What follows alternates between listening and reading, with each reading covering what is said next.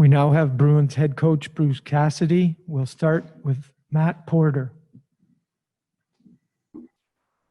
Hi, Bruce. Thanks for your time here, as always. We've heard a lot from players and other teams and coaches about how the last 24, 36 hours have gone. And I'm curious from your perspective, in your conversations, what stands out to you about what you've heard, what has opened your eyes over the last few days here? Well, I don't know if open my eyes is the right thing. I mean, we're in a bubble, but I think we're all aware of what's going on in society. Some are more active in those issues than others, obviously. But with our players yesterday, we sat down and I guess with the leadership group and just had a discussion of what they intended to do. Some of that's personal, some of it's just they felt that a boycott was the appropriate way to go to support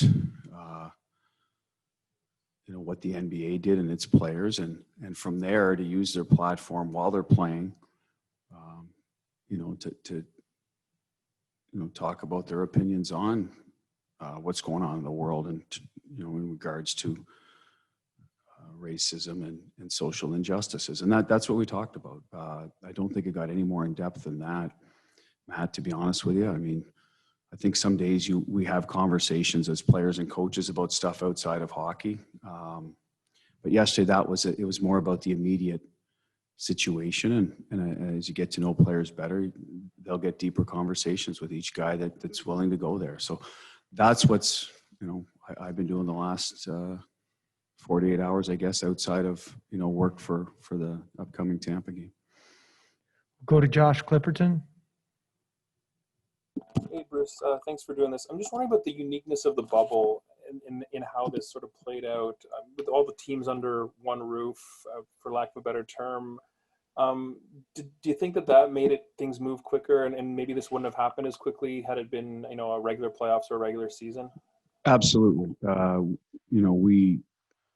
Whether you guys are aware or not, we just followed Tampa into the media room here. So that happened yesterday, and Braden Coburn was outside, Coop, Shen, and they're discussing things with our players, and so that's inevitable. So in that regard, they weren't sure how that would go when this was set up, I'm sure, but it was a positive yesterday. Some people thought, well, once the heat of the battle comes in the playoffs, it'll be could it be a negative? Could something happen in here? But I think players are very respectful. Once the game's over, about treating each other like pros. And yesterday was a good example with an issue outside of hockey where they got together. So yes, I do believe it came together quickly because of the bubble. Served in this particular situation, served everybody well. We'll go to Kyle Bukauskas.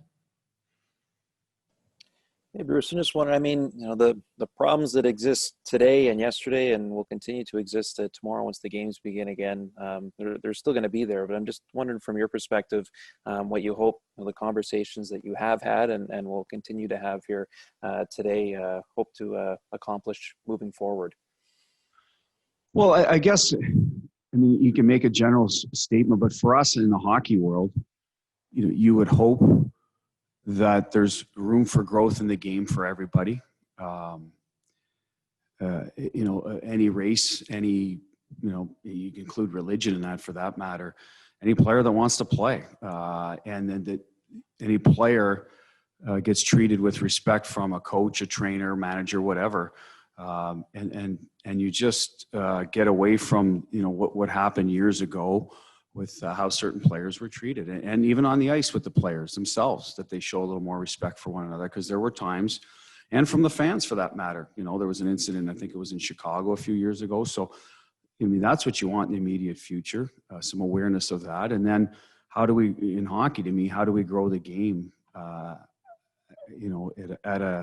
for all people interested? How do you do that?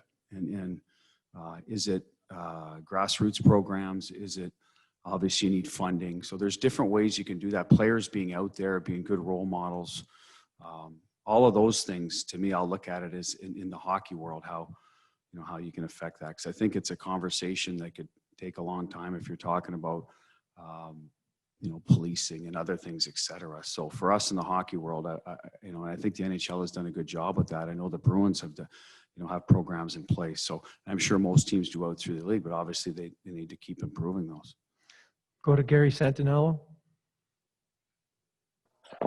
Hi, Bruce. I apologize if this, I realize the big picture issues. I just wanted to toss in a hockey-related question. Just because you'd come off playing 3 games in 4 days, has this pause sort of given you the opportunity to take either a bigger or a more focused look on what your team needs to do going forward? Yeah, I mean, obviously you have more time. I'm a hockey coach, so it's always, my brain is always typically on with regards to the Bruins and what we need to do better and what I can do better, players, different things. That's just, I think most coaches would tell you that. You need to shut it off periodically, and yesterday it was shut off for a while, but yes, we're back at, focusing on this morning we practiced, we went through some video, but I started thinking about it in the third period and right after the game that we need to have a different plan of attack, or not so much a different plan of attack, but alter areas of our plan of attack so we can expose some weaknesses in Tampa, because there's not very many of them. So yes, a day away from the rink probably helped everybody in terms of their physical conditioning as well, because we just finished playing 3 and 4, and it just, in playoff hockey, it's different. It's that much tougher on your body. So I think the players had a physically refreshing day, but a mentally challenging one. Go to Kevin Dupont.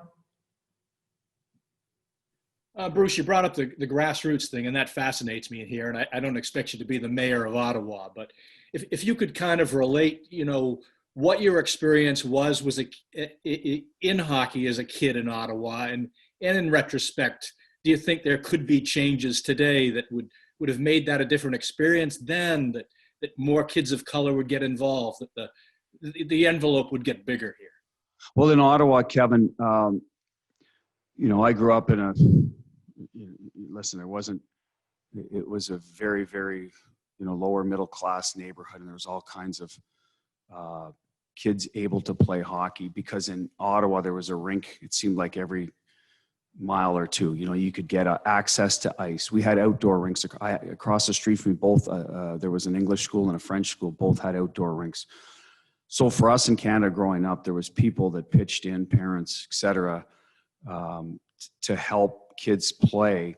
But that's not the case everywhere, obviously in the United States. But there's optimism, because you look at California and how they've grown hockey down there. It was never a place they played. There's 2 teams in Florida now, so I got to make the assumption that hockey is a lot farther along in Florida than it was years ago. Now that you're growing the game, okay, the next step is obviously let's grow who gets the opportunity to play that game. How can we allow everyone to play? So I think that's the next challenge up for certain places. And in Ottawa, it was never an issue. I was very fortunate, and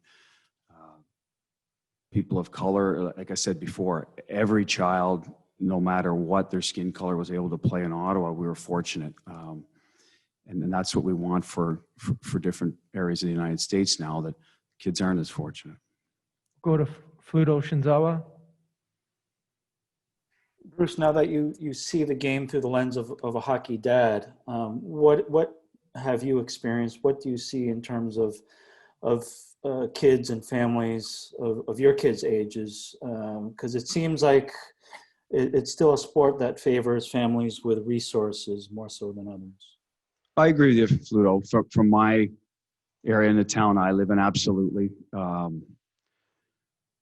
So for me to answer that, I can't speak for how it would be in a different part of Massachusetts that's not as affluent. I just couldn't, because I don't have that experience there in Massachusetts. I'm new to there. In Rhode Island, my kids played very little. They started more once we got to Winchester. So even Rhode Island, I would not be the best guy to ask. But I know it exists out there. I mean, I remember reading a few years ago, it was Mr. Subban wrote an article, how it was changing in Canada, which kind of scared me a little bit, because that was one, like, as I just spoke to and alluded to, I was able to play growing up And my parents never owned a home. So clearly they were able to provide for 2 kids playing minor hockey. And I don't know if that's the case anymore. Like I said, that was our article a few years ago I wrote. So again, not to kind of dodge your question, but I don't know the answer to that in Massachusetts.